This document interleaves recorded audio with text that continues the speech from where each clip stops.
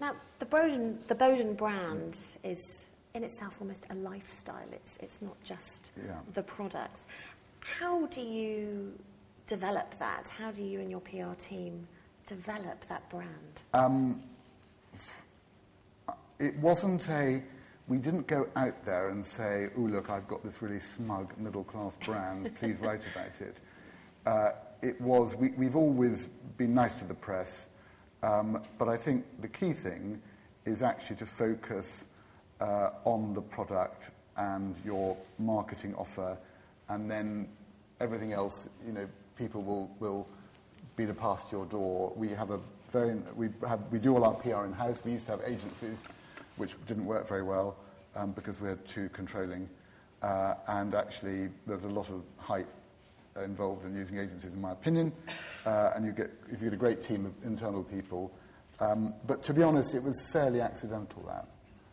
We focus, my big thing is to focus on the core business, and then the rewards will come.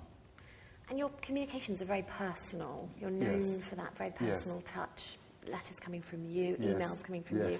How much involvement do you have in that now? Do you still write that copy? Or?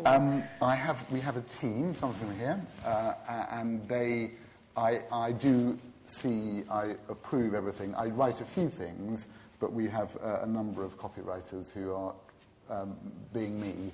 I remember when I used to have to write all the copy, it really was incredibly exhausting. And one of the things you have to do as you grow is there are certain things you have to let go of. And actually just proofreading is time-consuming enough. I think you're right. One of my awful word USPs was the fact that it was going to be a personal business, and that customers like being spoken to honestly.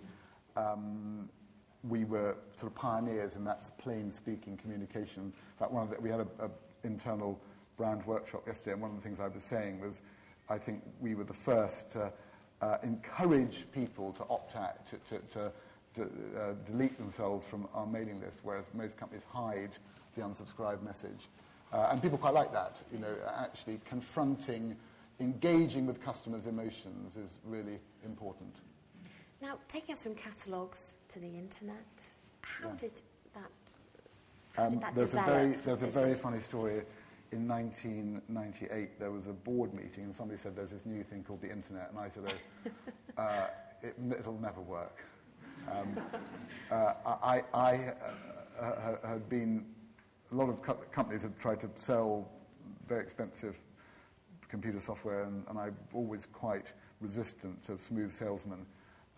And we were very slow in developing it. We didn't spend much money, and it's the way we've done a lot of things, actually, to go anything quite slowly, not bet the farm, and then as it's developed, we've put a lot of resource into it.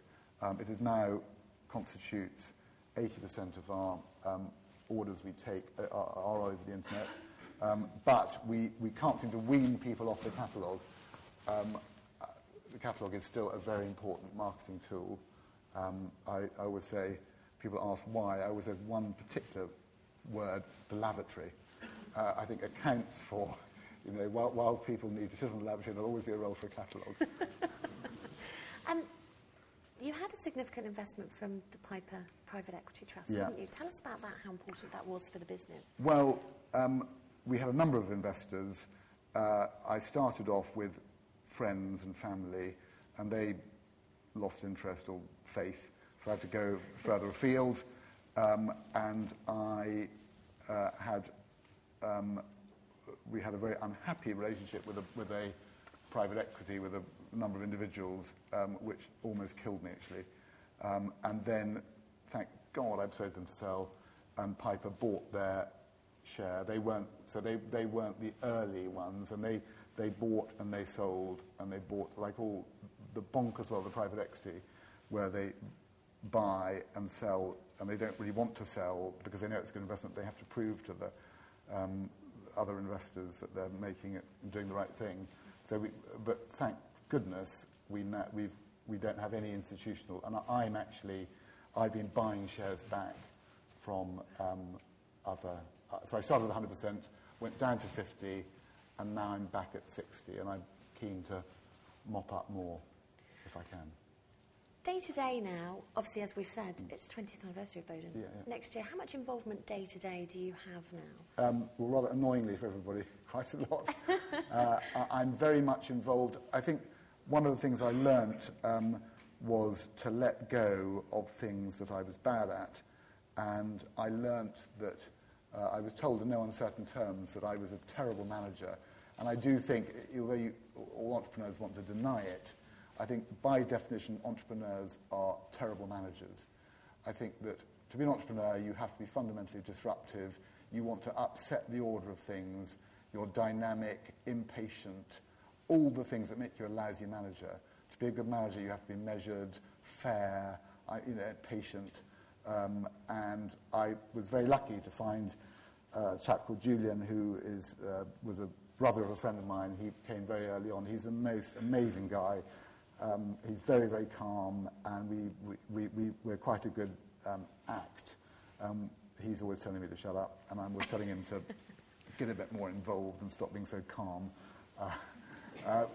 So I have no... even my PA doesn't report to me, because I'm such a terrible manager. And it's much better for her. It works, dare I say it, I'd like to think it works. Does it work all right? Is it all right?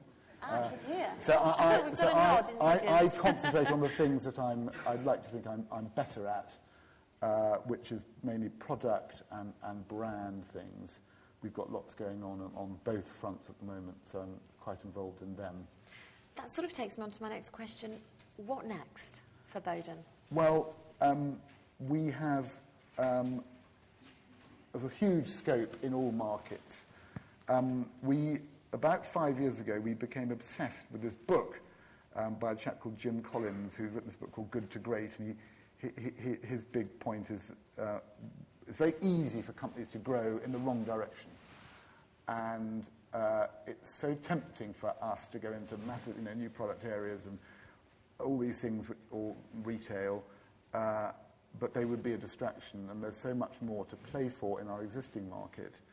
We have quite, a lot of direct companies don't really recognise, in my opinion, that they are fishing in quite a small pool, and there's lots more people out there who would like to know about us and don't. So there's a lot of growth in the UK. We've had a successful launch in Germany and America and Germany. There's lots to play for there. It was interesting, when we were... in about 2000, we opened a couple of shops and launched in America at the same time in a very small way. And it's interesting how it's clear to us that the opportunity is in other markets rather than other channels. If I was interested, I could talk to about why I don't think why I'm slightly cynical about the multi-channel model. And so we are more interested in new product areas. We are launching a new range next spring, and we have other ideas in the product area front for the same customer. And we also are looking at other international markets. Germany and America have been great successes. They haven't come without problems, but we're looking at France and also other northern European countries. And you just touched on you have 2 shops. Yes. Are there more planned? No. You really are? No. The issue of retail has been a huge source of argument at quite a senior level, and I've been faintly hysterical about it, because there were times when I thought it was something we had to do, that 50% of the population will never buy direct, and I got rather jealous of in a rather pathetic way, of people who had opened swanky shops in Regent Street, and I thought, well, we could do that. But we have got, in our shops, we actually capture all the customers' data, so we're able to identify where they come from, and we realised quite quickly that the cannibalisation was very high, and we are absolutely convinced that even though they trade like hell, only 40% of the sales are incremental. And actually, what is the point of tying up all that capital in retail? So, for example, in Germany, in the first year, we took 2 million quid or something, and it was a relatively easy, from a management point of view, relatively easy thing. We had a great consultant. We fulfilled it all from the UK. We had, much easier than setting up 2 or 3 shops to get the equivalent amount of sales, with the huge distraction of my time, senior management's time, the capital tied up, and the capital intensity of retail is very, very scary. We have, touch wood, we have no debt, and I've been nearly bankrupt on a number of occasions, and I just don't want to go cap in hand to bank. Retail is a different business, I think. What would your key bit of advice be for anyone starting out? I've got my notes here. At the beginning of the road that you've travelled, what would your advice be to somebody right at the beginning? The first thing is to be clear who you are in the marketplace. I think a lot of direct businesses think that just by virtue of being direct, they're different. But you must remember that your customers have got loads of there's a lot of competition, and they're looking at the high street as much as the direct. So people say to me, who are your competitors? Expecting me to say Land's End, in early days, Racing Green, whatever, Charles Tyrwhitt. But actually, our competition is on the high street. And every in this room, your competition is the high street, much more than other catalogues. And therefore, you've got to have an offer that competes well with the high street. Be clear who you are. Listen to your customers. A lot of our mistakes were when I trusted my instinct at the expense of listening to the customers. So, for example, I was really keen on menswear, and I thought, let's do more menswear products because they don't know how good I am, and I can show them lovely clothes. And in fact, this wasn't the market. And you have to be quite ruthless. If something isn't working, stop doing it. And I think entrepreneurs are very guilty of believing their own PR, and you have to... One of the benefits of running out of money was that you had to be very ruthless about what you did with it, and you couldn't afford to do unprofitable things. So be clear who you're on the market. Thirdly, hire good people. And I think a lot of small businesses, and I was guilty of this, you quibbled about paying somebody 40 grand versus 50 grand, or in my case, it was 20 grand versus 25 grand. And actually, it's worth getting that better person, paying that bit more, because a good person will pay back. I mean, Julian, we always have a thing, we always pay ourselves the same amount of money, and he paid, he was very, very good, and he paid me back very, very quickly, because he identified a lot of things we were doing wrong, and if I'd gone for somebody 5 grand cheaper, it wouldn't have been needed. I made a lot of recruitment mistakes in the early years.